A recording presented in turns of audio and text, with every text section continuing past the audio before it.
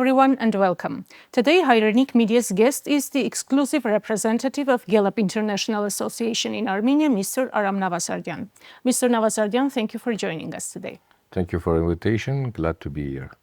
Mr. Navasardyan, my first question concerns the pre-signed peace agreement between Armenia and Azerbaijan.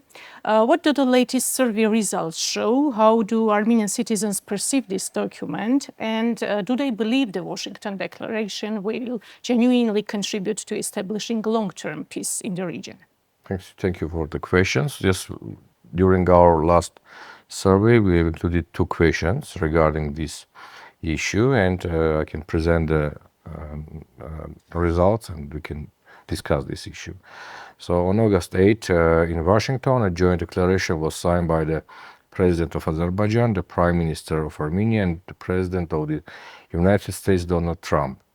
How do you evaluate the signing of this declaration? So completely positive mentioned only 22%, and rather positive 19.3%, and rather negative mentioned 13.6%, and 34% mentioned completely negative. So in total, 47% of our respondents mentioned that they are against of this signed document, and 3.3% mentioned that they are not aware of this declaration even.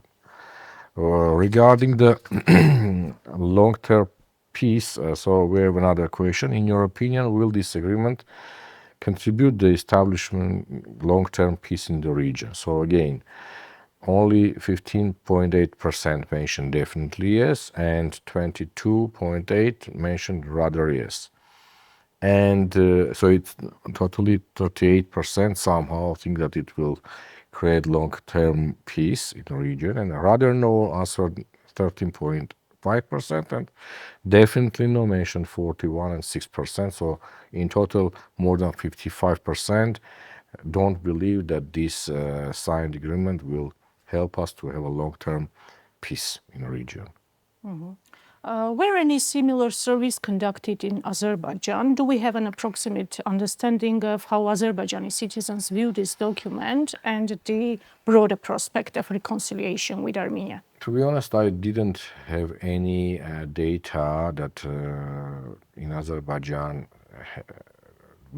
they have a similar survey, but we have to also say that in Azerbaijan there is no real survey data, so we can discuss about positive and or negative reaction on the document, but we can assume that the reaction of Azerbaijani people can be positive on this signed agreement, because if I'm not mistaken, all the points mentioned in this document somehow bring a benefit for the Azerbaijani side. So I don't think that most of Azerbaijani people will be against of this agreement.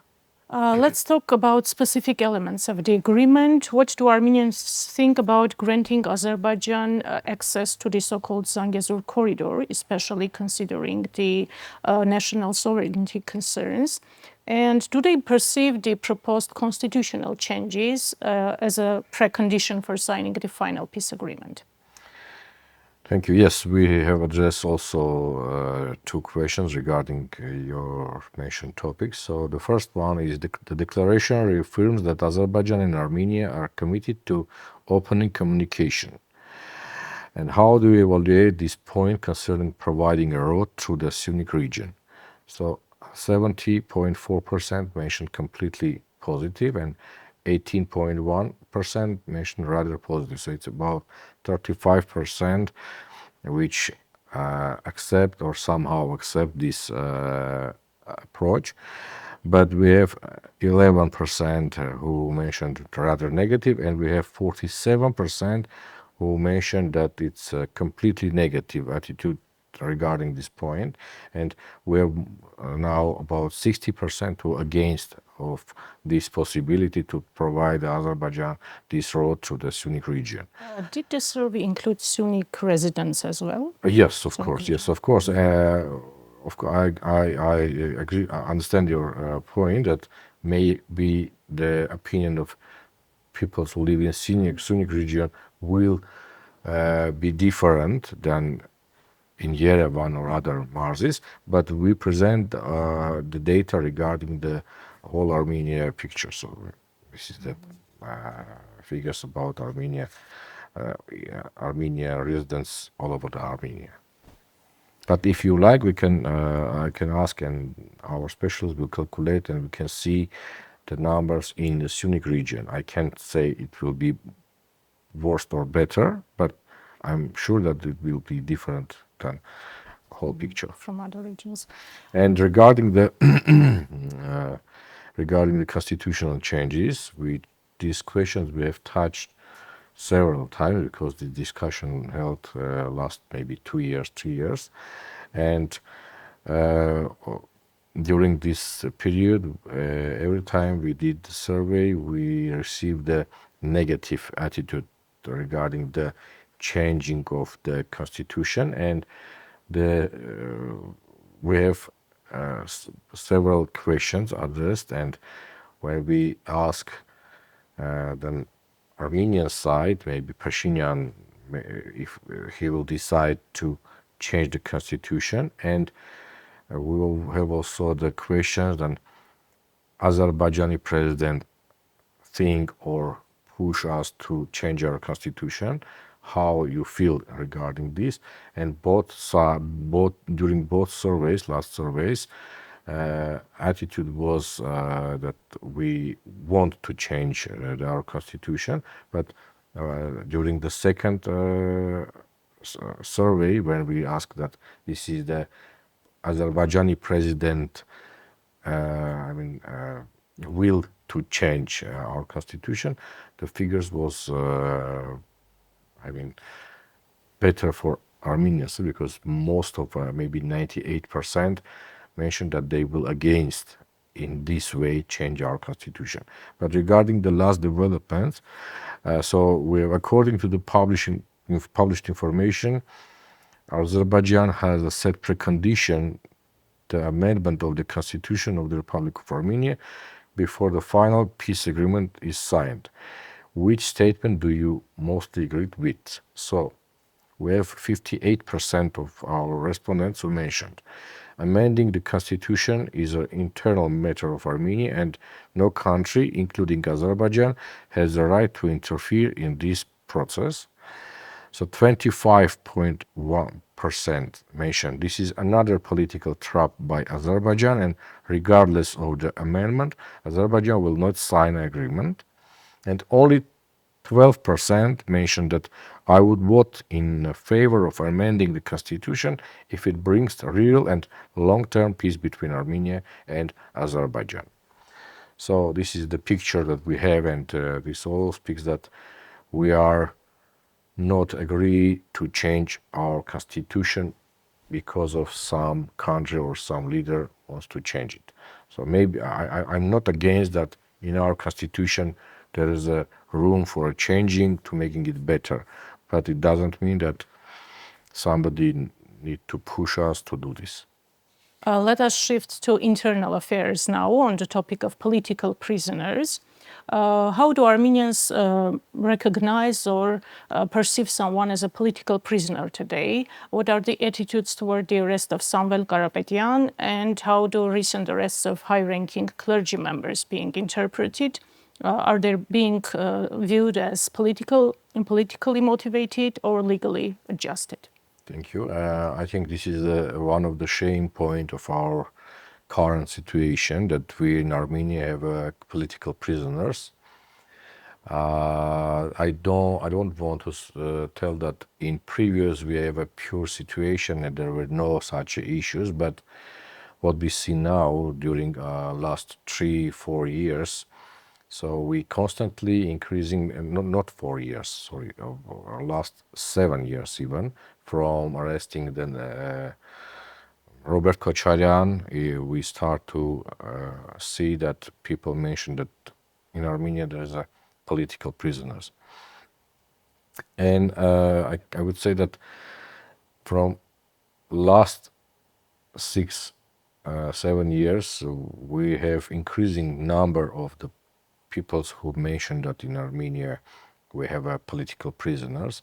It starts from maybe 35%, if I'm not mistaken, and now we have 62% of our respondents who mentioned that in Armenia we have political prisoners. This is very, very bad situation, and it's not coherent with the democracy in bracket that we have in Armenia. And when we ask those 62% who are the political prisoners, if you mentioned that we have prisoners political, so they now in this wave they mentioned 71% from those 62% mentioned Samuel Karapetyan. Archbishop Bagrat Galastanian mentioned 38.5%, and Archbishop Mikhail Ajapayan mentioned 37.8%. But here we need to be very careful because the situation is changing very dramatically, and what I'm presenting now in the current situation is quite different situation, I guess. So because we know that Mikhail Ajapayan has this crazy decision by court, yes, and we still looking what will be happening with Archbishop Bagrat Galastanian. And 9.6% mentioned that Armen Ashotyan, also the political prisoners. Before this wave, by beginning from the beginning of this year and last year, Armen Ashotyan was the in brackets the best political prisoner because he got a higher level of percentage that our survey participant mentioned as political prisoners. Yes, we have a very bad situation in here, and I think our political persons, political leaders should also emphasize on these figures when they are talking with international bodies and different stakeholders abroad, from abroad, yes. Turning to electoral dynamics, if parliamentary elections were held this Sunday, which political parties and alliances would be main players according to your latest data, and how likely it is that the current government, led by PM Nikol Pashinyan, would be re-elected? For now, telling what will be the situation during the election, it is not kind of professional approach to saying I think civil contract will win or will not win. So I will provide the numbers that we have regarding current situation, and later we can discuss on this topic. So the question is, if parliamentary election were held next Sunday, which party or alliance would you vote for? So 17.3% mentioned civil contract party.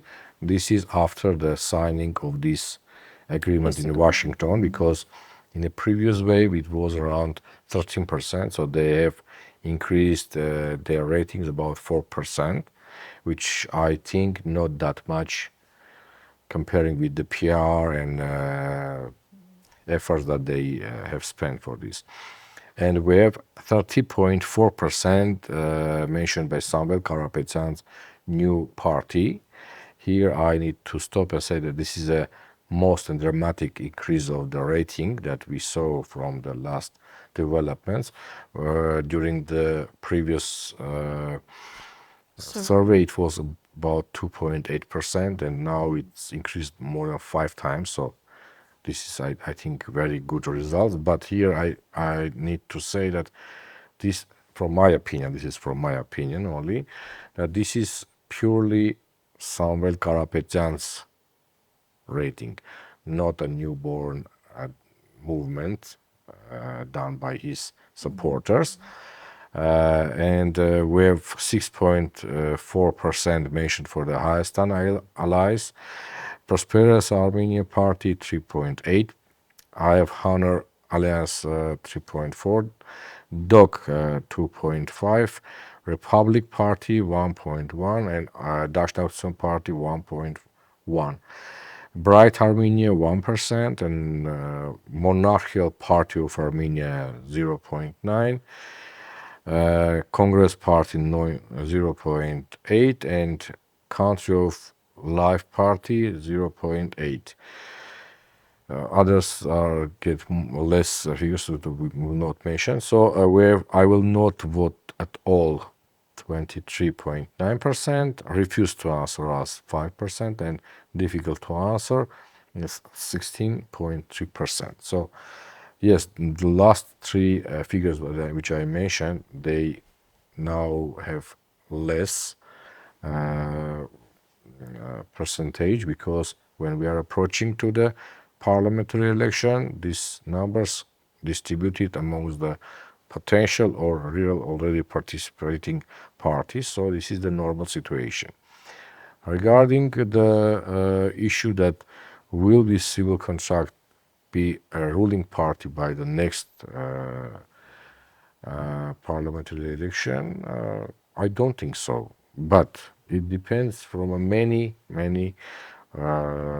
reasons. Yeah, so it depends of how they will run their campaign, how the other opposition parties will work on the field, and how some, in brackets, opposition will work during this process. So it is very hard to say now, but I think there is a big opportunity for the opposition or some part of the opposition to have a good situation during this upcoming election. Mr. Navasardyan, and the final question, the Civil Contract Party and its leader Nikol Pashinyan have already launched their pre-election campaign. How would you assess opposition's readiness for the upcoming elections, and are we seeing real alternative narratives today? Yes, I agree with you that Nikol Pashinyan already, maybe more than 4 months or 5 months, he started this election campaign, or at least they do very hard work to be prepared for the last months of the campaign. For the opposition, mostly they are not ready. This is sad, but we have still about 7 months to be prepared. So this is now opposition leaders' job to think and to communicate, to work and develop real messages to the public, so they can have a decision for whom what. Mr. Navasardyan, thank you for sharing your insights with us today.